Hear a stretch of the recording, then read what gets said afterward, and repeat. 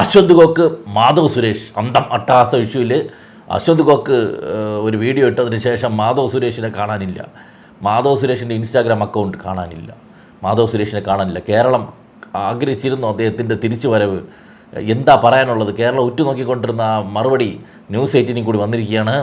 അശ്വന്ത് ഗോക്ക് പൈസ വാങ്ങിയതിന് തെളിവ് പുറത്ത് വിടുമോ എന്നുള്ളതായിരുന്നു കേരളം കാത്തിരുന്നത്.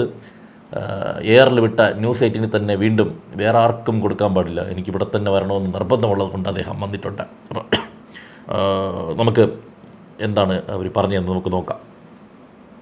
മാധവ് കേൾക്കാമല്ലോ അല്ലേ? യാത്രയിലാണെന്ന് കരുതുന്നു. അല്ല പുള്ളി പുറത്ത് ഇറങ്ങാൻ പറ്റാത്ത രീതിയിൽ നാറിയത് കൊണ്ട് കാറിനകത്ത് തന്നെ ഇരിക്കാൻ തീരുമാനിച്ച് 2-3 ദിവസം. എന്തൊക്കെ ചോദ്യോടെ എണ്ണ ഈ പാവപ്പെട്ട ചെറുക്കനെ പൊക്കി വിട്ടൊന്നും പോരാഞ്ഞിട്ട് കാറിലാണെന്ന് തോന്നുന്നു, യാത്രയിലാണെന്ന് തോന്നുന്നു അല്ലേ ഇന്ന്. മാധവ് അശ്വന്ത് ഗോക്കിന്റെ പ്രതികരണം കേട്ട് കാണും. ഒരു പക്ഷേ അത് അല്പം കടുത്ത പ്രതികരണമാണ്. നമുക്കതൊന്നും നമ്മുടെ ഈ ചാനലിലൂടെ ഒന്നും പുറത്തുവിടാൻ പറ്റില്ല. ഒട്ടും ഈ ചാനലിലൂടെ പ്രത്യേകിച്ച് പുറത്തുവിടാൻ പറ്റില്ല. ഈ ചാനലിൽ സ്പെഷ്യൽ മെൻഷൻ ഉണ്ടായിരുന്നു. പറയണം, അത്രത്തോളം മോശം ഭാഷയിലായിരുന്നു. ഞാൻ പ്രതികരണം ഞാൻ ഫുൾ വീഡിയോ കണ്ടിട്ടില്ല. എൻ്റെ പലരും പറഞ്ഞാണ് അറിയുന്നുള്ളത്. സാധാരണ ഇങ്ങനത്തെ ഒരു വിഷയങ്ങളൊക്കെ വരുമ്പം ഇവരെല്ലാവരും പറയുന്ന സ്ഥിരം ഇതാണ് കേട്ടോ. ഞാനത് ഫുള്ളൊന്നും കാണാറില്ല, എനിക്കതിനൊന്നും സമയമുള്ളല്ലോ. എനിക്ക് വേറെ ഒരുപാട് കാര്യങ്ങൾ ചെയ്യാനുണ്ട്. ഫുൾ വീഡിയോ കാണാറില്ല. ആരൊക്കെ പറഞ്ഞ് ഫുൾ വീഡിയോ കണ്ടെന്ന് പറഞ്ഞു കഴിഞ്ഞാൽ ഒന്നും ഒരു കുറച്ചിലാണ്. അത് കാലാകാലങ്ങളായിട്ട് അങ്ങനെയാണ് ഫോളോ ചെയ്തുകൊണ്ടിരിക്കുന്നത്. അത് പുള്ളി ഫോളോ ചെയ്യുന്നു, കൊള്ളാം. അപ്പോൾ മാറ്റങ്ങളുണ്ട്. ഞാൻ ശരിക്കും പറഞ്ഞാൽ അത് അഡ്രസ്സ് ചെയ്യാൻ വേണ്ടി അല്ല വന്നത്. ഇഫ് നമ്മുടെ സൈഡിൽ നിന്ന് എന്തെങ്കിലും കള്ളം പറഞ്ഞ പോലെയോ അല്ലെങ്കിൽ എന്തെങ്കിലും വിഷമം അശ്വന്ത് ഗോക്കിന് ഉണ്ടായിട്ടുണ്ടെങ്കിലും അതൊന്ന് അഡ്രസ്സ് ചെയ്യാനാണ് ഞാൻ വന്നിരിക്കുന്നത്. വിഷമം അശ്വന്ത് ഗോക്കിന് വല്ലതും ഉണ്ടെങ്കിൽ ഒരു സോറി പറയണോ, ഖേദം പ്രകടിപ്പിക്കാതെ അതൊന്ന് അഡ്രസ്സ് ചെയ്യണം. വിഷമം ഉണ്ടായത് പുള്ളി അഡ്രസ്സ് ചെയ്തിട്ടുണ്ടല്ലോ. ഈ മാധവ് അഡ്രസ്സ് ചെയ്യേണ്ട കാര്യമില്ലല്ലോ. വിത്ത് ഫാക്ട്സ് ആൻഡ് പ്രൂഫ്. നമ്മൾ ആ പ്രസ് മീറ്റിൽ പോയ സമയത്ത്, അതായത് എന്റെ പ്രൊഡ്യൂസർ അവിടെ ഇരുന്ന്, എന്റെ സിനിമയുടെ പ്രൊഡ്യൂസർ അവിടെ ഇരുന്ന് പറഞ്ഞ കാര്യം, അശ്വന്ത് ഗോക്കിനെ റെപ്രസെന്റ് ചെയ്ത് ഒരാൾ നമ്മളെ വിളിച്ചായിരുന്നു. ഒരാൾ വിളിച്ച് പറഞ്ഞ കാര്യം എന്താന്ന് വെച്ചാൽ, അശ്വന്ത് ഗോക്ക് 1 ലക്ഷം രൂപ അയാൾക്ക് കൊടുത്തു കഴിഞ്ഞാൽ ആള് നെഗറ്റീവ് റിവ്യൂ ഇടൂല, നിങ്ങൾ ആലോചിച്ച് കാര്യം പറയുക. നമ്മൾ വീണ്ടും പറയുക, അശ്വന്ത് ഗോക്ക് അല്ല വിളിച്ചത്, നമ്മൾ അങ്ങനെ പറഞ്ഞിട്ടുമില്ല. അശ്വന്ത് ഗോക്കിനെ റെപ്രസെന്റ് ചെയ്ത ഒരാളാണ് നമ്മളെ വിളിച്ചത്. ഇതിനുശേഷം നമ്മുടെ ടീമിനുള്ളിൽ ഒരു ഓബ്വിയസ്ലി ഇങ്ങനെ വരുമ്പോൾ നമുക്കൊരു ടെൻഷൻ വരുമല്ലോ. നമ്മളൊന്ന് ശ്രദ്ധിക്കണം, ഇങ്ങനെ വല്ലതും വന്ന റെക്കോർഡ് ചെയ്ത് വെക്കണം, we need that is proof എന്ന് പറഞ്ഞതിന് ശേഷം നമ്മുടെ ഈ സിനിമയിൽ വർക്ക് ചെയ്ത വേറൊരാൾക്കൊരു കോൾ വന്നു. ആ റെക്കോർഡിംഗ് ആയിരുന്നു. നമ്മൾ ഐ തിങ്ക് ന്യൂസ് 18 വഴിയും വേറെ ഏതൊക്കെ ചാനൽസ് വഴി പുറത്തോട്ട് പോയിട്ടുണ്ട് ആ ഒരു കോളിൻ്റെത്. നമ്മൾ ഇത്രയും തന്നെ പറഞ്ഞിട്ടുള്ളൂ. ഒരിടത്തും അശ്വന്ത് ഗോക്ക് കാശ് വാങ്ങിയെന്നോ നമുക്ക് കൊടുക്കേണ്ടി വന്നെന്നോ അശ്വന്ത് ഗോക്ക് നേരിട്ട് വിളിച്ചെന്നോ I don't think anyone. പ്രൊഡ്യൂസറും ഞാനും എന്തായാലും ആ പ്രസ് മീറ്റ് ഫുള്ള് കണ്ടവർക്ക് എല്ലാവർക്കും അറിയാം. അത് കഴിഞ്ഞുള്ള ന്യൂസ് 18 ആയിട്ടുള്ള ഇന്റർവ്യൂ കണ്ടവർക്കും അറിയാം. We haven't said that. അങ്ങനെ പറഞ്ഞു. നിങ്ങൾ മറ്റതും പറഞ്ഞു, നിങ്ങൾ ഇതും പറഞ്ഞു. രണ്ടും രണ്ട് സമയത്താണ് പറഞ്ഞതെന്നേ ഉള്ളൂ. ആൾക്കാർ റീല് വെച്ച് പ്രചരിപ്പിക്കുമ്പം ആദ്യത്തെ പോർഷൻ പറഞ്ഞാലും മതിയല്ലോ.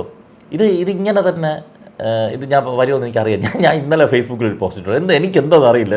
വിജയ് ഇലക്ഷൻ കഴിഞ്ഞ സമയത്ത് വിജയ് കളത്തിയവന്മാരെല്ലാം കോമാളികളാകും റിസൾട്ട് വരുമ്പോൾ എന്നൊരു പോസ്റ്റ് ഇട്ടിട്ടുണ്ടായിരുന്നു. കറക്റ്റ് അതുപോലെ സംഭവിച്ചേ. അതുപോലെ ഈ ഒരു സാധനം വന്നപ്പോൾ തന്നെ ഇന്ന് രാത്രി വർണ്ണക്കാഴ്ചകളും വെടിക്കെട്ടും ഉണ്ടാകുമെന്ന് ഞാൻ അശ്വന്ത് ഗോക്കിൻ്റെ ഫോട്ടോയും വെച്ചൊരു പോസ്റ്റ് ഇട്ടായിരുന്നു. അതുപോലെ അന്ന് രാത്രി പൊളിസാധനം. ഇന്നലെ ഞാൻ ഇട്ടിരുന്നു, ഇനി ഏതെങ്കിലും ഒരു വാണം ഇയാളെ പേര് പറഞ്ഞ് വിളിച്ചിട്ടുണ്ടെന്ന് പറഞ്ഞിട്ട് ഒരു സാധനം ഇറക്കും. അങ്ങനെയാണ്. ഇതിൽ ഇവർ പറഞ്ഞിട്ടുണ്ടല്ലോ, അശ്വന്ത് ഗോക്കാണ് ചെയ്തതെന്ന് പറഞ്ഞില്ല, വേറെ ഏതോ ഒരാൾ ആണ് പറഞ്ഞതെന്നാണ് നമ്മൾ അവിടെ പറഞ്ഞത് എന്ന് പറയുന്ന സംഭവം ഞാൻ കാണിച്ചു തരാം. നിങ്ങളൊന്ന് കണ്ടോക്കെ. ഈ അശ്വന്ത് ഗോക്ക് എന്ന് പറയുന്ന വ്യക്തി സത്യം പറഞ്ഞാൽ റിവ്യൂ പറയുന്നത് പൈസ വാങ്ങിക്കൊണ്ടാണ് പറയുന്നത് എന്ന് എനിക്ക് വ്യക്തമായ അറിവുണ്ട്. അതായത് ഒരു മൂവിക്ക് 1 ലക്ഷം രൂപയാണ് പുള്ളി എന്ന് എനിക്ക് വ്യക്തമായ അറിവുണ്ട്. എനിക്ക് വ്യക്തമായ അറിവുണ്ട് 1 ലക്ഷം രൂപയാണ് അശ്വന്ത് ഗോക്ക് വാങ്ങുന്നതെന്ന് വ്യക്തമായിട്ടുള്ള അറിവുണ്ട്. അതായത് പ്രൂഫ് സഹിതമുണ്ട്. അല്ലാതെ ഒരു ഊഹമല്ല, ഏതോ ഒരുത്ത വഴി പോയി കണ്ട് പറഞ്ഞതുപോലെ സംഭവമൊന്നുമല്ല പറയണേ. അല്ല അതുപോട്ട് ആ ചെറുക്ക അവിടെ നിന്ന് റിയാക്ഷൻ വിടണുണ്ടോ? ഒന്നുകൂടെ കാണിച്ചേ. എന്ന് എനിക്ക് വ്യക്തമായ അറിവുണ്ട്. അതായത് ഒരു മൂവിക്ക് 1 ലക്ഷം രൂപയാണ് പുള്ളി. വ്യക്തമായ അറിവുണ്ട് പറയുമ്പോൾ കൊച്ചുകളെ റിയാക്ഷൻ വിട്ട് പാവം. ഇതൊക്കെ കൂടി ഇങ്ങനെയൊക്കെ റിയാക്ഷൻ വിട്ടതിൻ്റെ ഫലമായിട്ടാണ് രാത്രി നല്ല വേഷം കിട്ടിയത്. എന്നിട്ട് ഞങ്ങൾ അങ്ങനെ പറഞ്ഞില്ല എന്ന് വീണ്ടും വന്ന് പറയണം ചോദിക്കുന്നത്. അതായത് 1 ലക്ഷം രൂപ കൊടുത്തില്ലെങ്കിൽ പുള്ളി നെഗറ്റീവ് പറയും, 1 ലക്ഷം രൂപ കൊടുത്താൽ പോസിറ്റീവ് പറയും. ഓക്കെ, ഇത് ഞാനൊരു പ്രൊഡ്യൂസർ എന്നുള്ള നിലയ്ക്ക് പിന്നെ എനിക്ക് സംഭവിച്ച കാര്യമാണ് ഞാൻ ഈ പറയുന്നത്. എനിക്ക് ഒരു പ്രൊഡ്യൂസർ നിലയ്ക്ക് എനിക്ക് സംഭവിച്ച കാര്യമാണ് ഞാൻ ഈ പറയുന്നത്. ഇപ്പോൾ 1 ലക്ഷം രൂപ കൊടുത്താൽ പോസിറ്റീവ്, 1 ലക്ഷം കൊടുത്തില്ലെങ്കിൽ നെഗറ്റീവ്. ഇതെന്ത് അടിസ്ഥാനത്തിലാണ് പറഞ്ഞതെന്നുള്ളതാണ് വിഷയം. ഇത് കുറേ നേരം കഴിഞ്ഞിട്ട് പിന്നെ പറയാനുണ്ട് ഒരാൾ വിളിച്ചായിരുന്നു എന്നും പറഞ്ഞുകൊണ്ട്. ഏതോ ഒരാൾ ആരാണ് അങ്ങനെ. പക്ഷെ ഇങ്ങനെ ഈ ഒരു പോർഷനിൽ ഇങ്ങനെ പറഞ്ഞിട്ടുണ്ട്. റീല് മൊത്തം കട്ട് ചെയ്ത് പ്രചരിപ്പിച്ചതും വന്നതും എല്ലാം ഈ ഒരു സംഭവമാണ്. ഞങ്ങൾ ഒരിടത്തും അത് പറഞ്ഞില്ല എന്നൊന്നും മാധവന് പറയാൻ പറ്റൂല. ബാക്കി ഇനി എന്റെ കാര്യത്തിലോട്ട് ഞാൻ വരാം. ഞാൻ അവിടെ ഇരുന്നാണ് മനസ്സിലാക്കുന്നത് ഇങ്ങനെ ഒരു കാര്യം സംഭവിച്ചിട്ടുണ്ടെന്ന് പോലും. എന്റെ അടുത്ത് അതിന്റെ ടീമിന്റെ ഭാഗത്തുനിന്ന് ഒരു കോൺവെർസേഷനായി വന്നിട്ടില്ല. എനിക്ക് ആകെ ഒരു കാര്യം ചോദിക്കാനുള്ളൂ. കോൺവെർസേഷൻ വന്നിട്ടില്ല. ഇത് പ്രസ് മീറ്റ്, ഇത് 2 സംഭവമുണ്ട്. ഇത് പ്രസ് മീറ്റ്, അത് കഴിഞ്ഞിട്ട് കൊള്ളാമല്ലോ കോണ്ടന്റ് എന്ന് പറഞ്ഞുകൊണ്ട് സുഹൃതി പോവാന്ന് പറഞ്ഞുകൊണ്ട് ഈ ന്യൂസ് 18 ആൾക്കാർ ഇവനെ വിളിച്ചോണ്ട് പോയി. 2 പേരെ വിളിച്ചോണ്ട് പോയിട്ട് സെപ്പറേറ്റ് ഒരു സാധനം നടത്തി.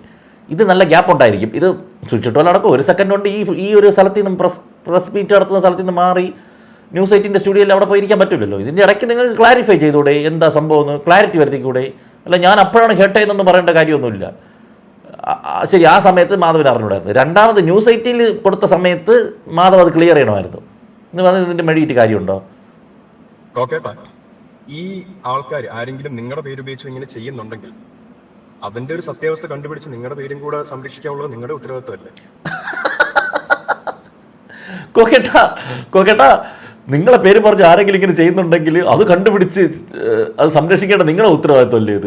ഇത് മറ്റേ പടത്തിലുണ്ടല്ലോ, ആട് പടത്തിൽ ഒരുത്തൻ മായാവിയുടെ മാന്ത്രിക വടി തരാം 5000 രൂപ കൊടുക്കാൻ പറഞ്ഞ എന്നോട് ചോദിച്ചു. എന്നിട്ട് താൻ കൊടുത്തോ എന്ന് പറയും പോലെയാണ്. ആരെങ്കിലും വന്നത് പൈസ ചോദിച്ചു കഴിഞ്ഞാൽ അത് തട്ടിപ്പണം തോന്നിക്കഴിഞ്ഞാൽ കോർട്ടിൽ മൂവ് ചെയ്യണം, അല്ലെങ്കിൽ കേസ് കൊടുക്കണം. ഒരാൾ പൈസ ചോദിച്ചു ഇങ്ങനെ ചെയ്യുന്നുണ്ട്, അതൊക്കെ ചെയ്യാതെ ഒരാളുടെ പേരിൽ ഇപ്പോൾ ഗാന്ധിജിയുടെ നോട്ട് കെട്ട് വെച്ചിട്ട് തട്ടിപ്പ് നടത്തുന്നതുകൊണ്ട് അതിന് ഉത്തരവാദി ഗാന്ധിജിയാവൂടെ? ഈ 140 3.5 കോടി ആൾക്കാരെ പിടിച്ചു നിർത്തി കോക്ക് പരേഡ് നടത്തണോ? നീയാണോടാ എൻ്റെ പേര് പറഞ്ഞുണ്ട്? അതൊക്കെ വേറെ പണിയുണ്ടെന്ന്. ഈ കേരളത്തിലുള്ള എല്ലാവരുടെ ഉത്തരവാദിത്വം അശ്വന്ത് കോക്ക് ഏറ്റെടുക്കണോ? നിങ്ങളുടെ അടുത്ത് അങ്ങനെ ഒരു സാധനം വന്നിട്ടുണ്ട്, ഒരു ത്രെഡോ എന്തെങ്കിലും ഒരു സാധനം വന്നിട്ടുണ്ടെങ്കിൽ നിങ്ങളല്ലേ അത് നോക്കേണ്ടേ?